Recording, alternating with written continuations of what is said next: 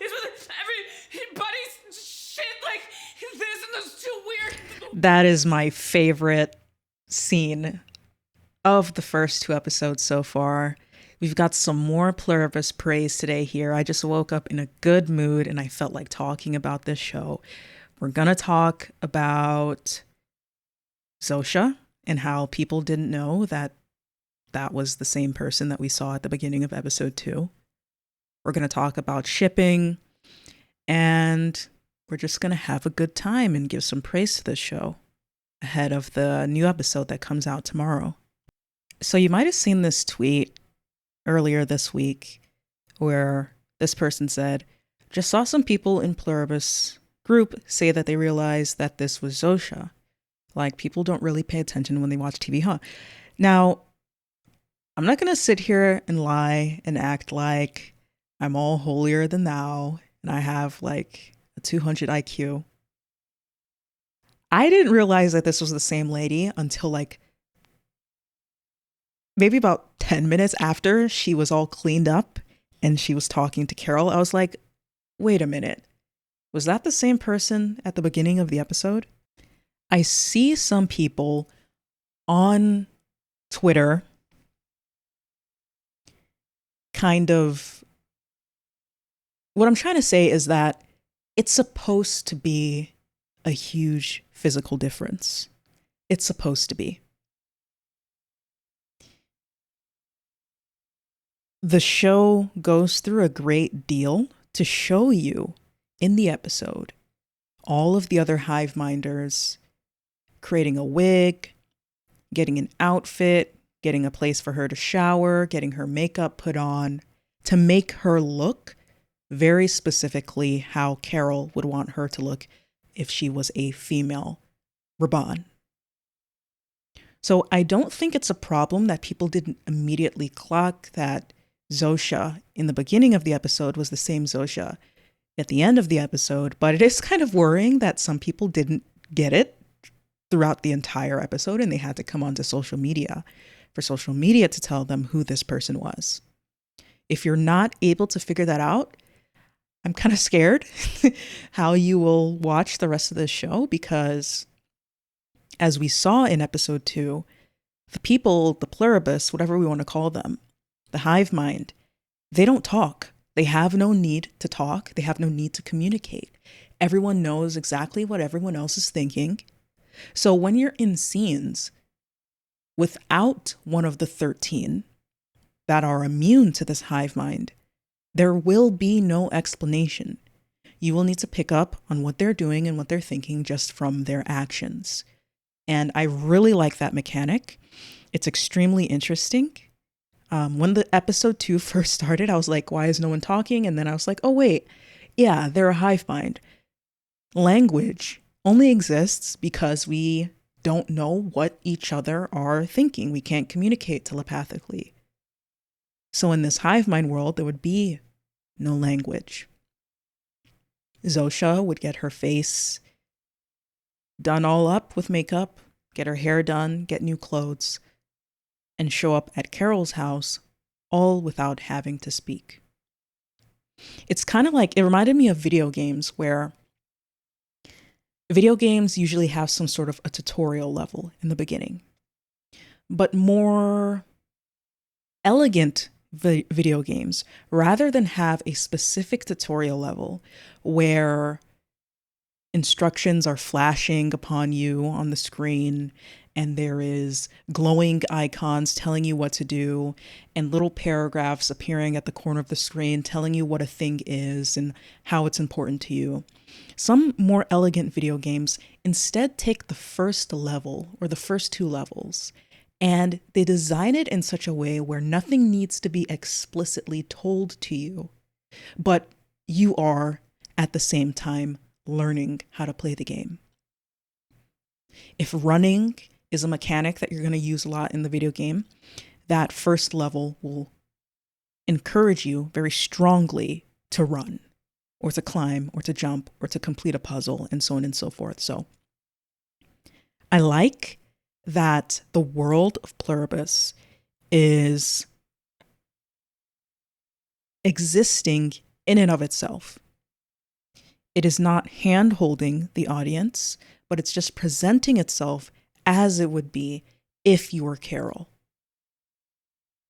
So in short, yes, I do think it was intentional that you didn't, well, most people didn't immediately clock that this was the same person, the same pirate lady, the same female Raban immediately, but you should have been able to kind of figure that out within, well, at least before the episode ended.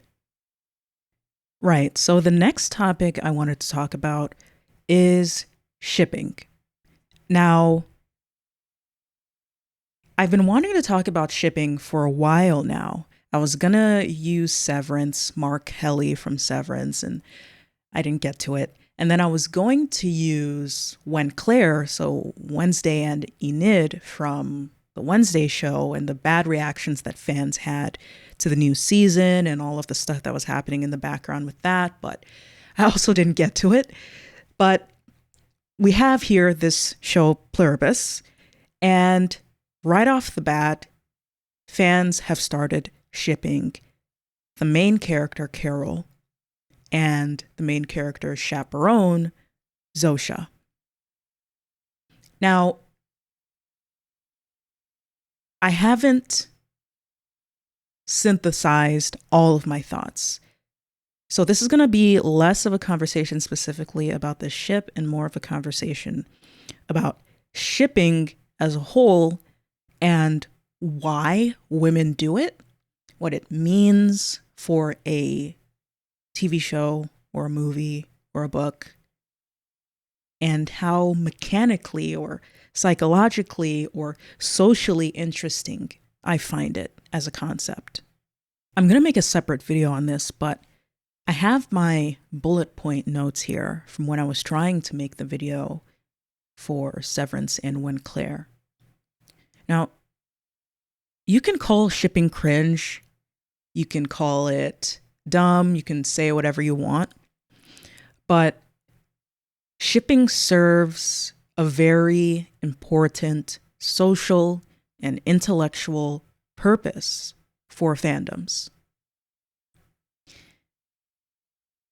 I would almost compare it to, you know how cows, just bear with me, you know how cows and other animals of the field, they eat grass, and then throughout the day, you just kind of see them chewing on something, even though they haven't eaten recently. The thing that they're doing is called chewing cud. They regurgitate what they have consumed earlier while grazing. And they regurgitate it because their stomach cannot digest what they've just eaten properly. Grass and vegetables, they have a lot of things that protect the inner nutrients. So when a cow chews grass, it doesn't break it apart enough, and their stomach can't break it apart well enough on its own to extract that nutrients.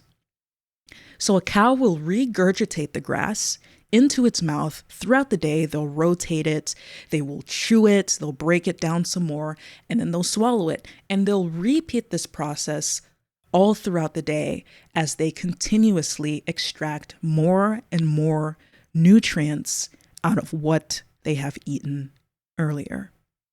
In a similar manner, it seems to me like women have an aspect about them that desires to metaphorically chew the cud of literature, of television, and of film, specifically in regards to the dynamics between people or characters. In a woman's mind, subtext and dynamics between characters they're not on the peripheral.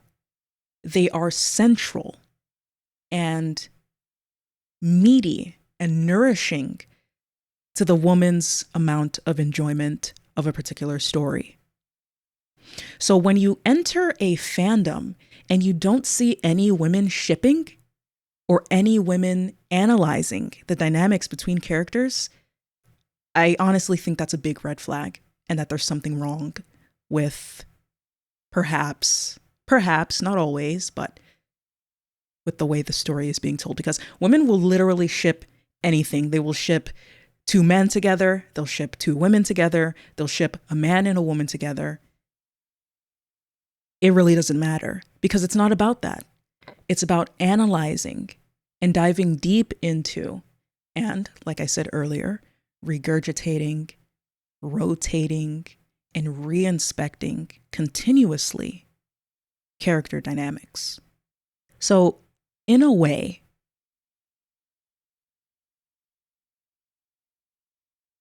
shipping and shipping happening very quickly can, not always, it can also be a sign of a very parasocial and cringe and crazy fan base, but it's typically a good sign that there's something interesting about your characters. So I was very happy to see that this Carol and Zosia ship took off immediately at episode 2, all over the female side of the Pluribus fan base on social media. And it's not just good for the fans, right? Giving them something to talk about in between episodes. It's good for the franchise and the studio behind it as well. TV shows can take a long time in between seasons, especially with shows with as high of a budget and as high of a concept as this. We see it with Severance, years in between seasons. Shipping can be a gathering point or a rallying point for a good chunk of the community in those downtimes when there was no word from the creators of the show as they make the following seasons. It allows, in a way, for the entertainment of the show to sort of come out of the television itself, extending beyond it, and turning into its own self-perpetuating sort of ARG, alternate reality game type of experience where the fandom interacts with the TV show in this sort of alternate universe in real life with one another as they wait for the canon, the actual show, to continue. So as you can tell, I find shipping to just be a very fascinating social behavior among women for pretty much every TV show. It can become very meta, combining canon events with external influences like real quotes from real actors and real people involved with the show, real dynamics between actors, trends, and so on and so forth. You know the deal. Yeah, so that's all I have to say. It makes me very happy when other women like a show that I like. And on social media, I tend to measure how much women like a show by how much or how quickly they ship. So good signs for Pluribus. Here's hoping that the show continues to do very well and to get very good reviews and to be very mentally stimulating, just like Severance or Succession or any of those other great shows that we all know and love. Sci-fi is the best genre forever and always. All right, I was going to end this video, but then I decided to take a quick look on the Pluribus Reddit subreddit here. And after episode 2, I couldn't stop thinking about how Zosia, she just seemed to defer to Carol more than she did that other dude. Kumba, I think is his name. You might think that the hive mind would have equal deference to each of the immune individuals. But it seems like they sent a specific person to Carol as a chaperone. Now, that could just be because the other 12 immune individuals already had a member of the hive mind close to them, whether it be family or whether it be prostitutes like Kumba. And Carol didn't have anyone, so they sent one to her. But even so, Kumba had to ask Carol for permission to take Zosia with him on his trip. And that was just confusing to me because we don't know the mechanics fully. We don't understand Zosia fully. So that was one. And then Zosia looked back sort of longingly on that plane as she was leaving before Carol stopped the plane at the end of episode 2. And that also stuck with me. Why is Zosia having doubts, literally doubts, about, like those videos you see where a dog is in between two owners and the owners walk away and you got to see which owner the dog goes to. Why is Zosia not equally, deferent of the two of them? Why does she seem to be weighted more toward Carol? Now, we know that Helen died, but she transferred all of her feelings and her thoughts and memories into the hive mind right before she died. And I think that might have something to do with Zosia here, because the actress for Zosia even said herself that she believes that Zosia has a sort of residual from Helen, a residual longing and closer tie with Carol than the other immune individual. So this person on Reddit said their theory is that the hive mind is in love with Carol. Their evidence was that their chosen avatar for Carol was someone that she would be attracted to. I don't agree with this being a point in the favor of the theory. I think they would have done that for anyone, as long as they knew what the person was attracted to. The next one was thematically, it ties into Carol being a romance writer, I guess. I can kind of see that. Helen's death offers a really unique experience that they cannot necessarily absorb from anyone else.